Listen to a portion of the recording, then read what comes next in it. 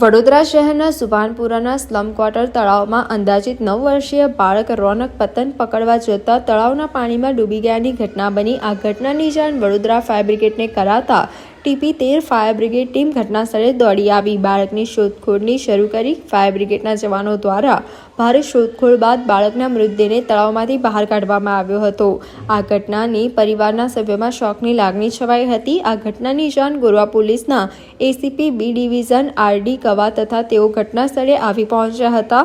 પ્રાપ્ત માહિતી અનુસાર આ બાળકની ગુમસુદાની ફરિયાદ નોંધાવવામાં આવી હતી, જેના આધારે ગોરવા પોલીસે તળાવની બહાર બાળકનું ચપ્પલ મળી આવેલા ગોરવા પોલીસે અકસ્માત મોતનો ગુનો નોંધી બાળકના મૃતદેહને વડોદરાની સયાજી હોસ્પિટલ ખાતે પોસ્ટમોર્ટમ અર્થે મોકલવામાં આવ્યો હતો। જ્યારે મૃતક બાળકના પરિવારોને ન્યાયની માંગણી કરી છે। ગોરવા પોલીસે વધુ તપાસ હાથ ધરી છે। ગઈકાલ સાંજે એક જાહેરાત આવી હતી કે એક 8 વર્ષનો બાળક ગુમ થયો છે। એમના મમ્મીની ફરિયાદ આપણે રજીસ્ટર પણ કરેલી હતી।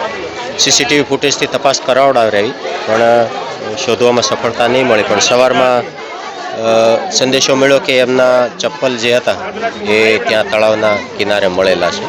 તો ફાયર બ્રિગેડને જાણ કરી અને પોલીસ અને ફાયર બ્રિગેડની સંયુક્ત ટીમે સર્ચ કર્યું તો અંદરથી બાળકની ડેડ બોડી મળી આવી છે। એકચ્યુઅલીમાં એવું હતું, કાલ સવારે અમને આજ સવારના રોજ અમને એવો કોલ આવવામાં આવ્યો છે કે અહીં ઇલોરા પાર્કની પાછળ કોઈ એક તળાવ છે, એના અંદર બાળક પડેલ છે। એ પ્રમાણે અમને કોલ આપવામાં આવ્યો સવારમાં લગભગ 8:30 પોણા 9ના અંદરમાં કોલ આવ્યો છે। એ કોલ દરમિયાન અમે જે રીતનું સ્થળ પર સર્ચ કરી રહ્યા છે એ પ્રમાણે જાત પ્રતાપ કરી રહ્યા, બધું કમ્પ્લીટ કરી દીધું છે। હવે એવું છે કે એમના જે સગાવાલા એવું કહે છે કે અમારા બાળકનું તળાવ પાસે એક ચંપલ મળી આવ્યું છે, એક ચંપલ તરતું મળ્યું છે।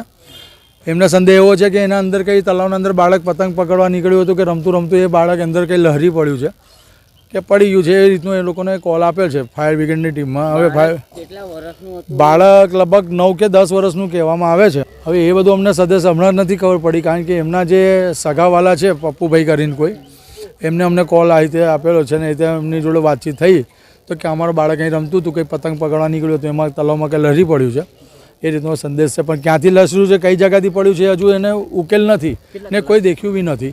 આ લગભગ કાલનો કોલ છે આ તો ઓલરેડી। આજે સવારે અમને TP13 ફાયર સ્ટેશન પર કોલ આપવામાં આવ્યો, અમે અમારી ટીમ લઈને સર્ચ ઓપરેશન ચાલુ છે મારું। હવે સર એ તો અમને ખબર નથી, પણ આજે સવારે જેવો અમને કોલ આપવામાં આવ્યો એ રીતનો અમે અહીંયા આગળ આવીને સ્થળ પર આવીને સર્ચ તપાસ કરી રહ્યા છીએ। લગભગ અડધો કલાક ઉપર થઈ ગયું છે અમને, જે તમને કોલ મળ્યો એ દરમિયાનમાં ટાઈમમાં અમે નીકળી આવ્યા છે। લગભગ 15-1 મિનિટમાં તો અમે ટચ થઈ ગયા ને એ તળાવના અંદર શોધખોળ ચાલુ છે। પણ સદસ એ વસ્તુ છે કે એ જે સ્થળ પર છોકરો ડૂબ્યો છે એ સ્થળ પરફેક્ટ ખબર નથી કે ક્યાંથી લસર્યો છે, પહેલો મુદ્દો એક છે। એના માટે અમે શોધખોળ ચાલુ રહ્યા છે, મળશે એટલે। મારું નામ નિકુંજ મોદી છે, TP13 ફાયર સ્ટેશનમાં સૈનિક તરીકે ફરજ બજાવતા।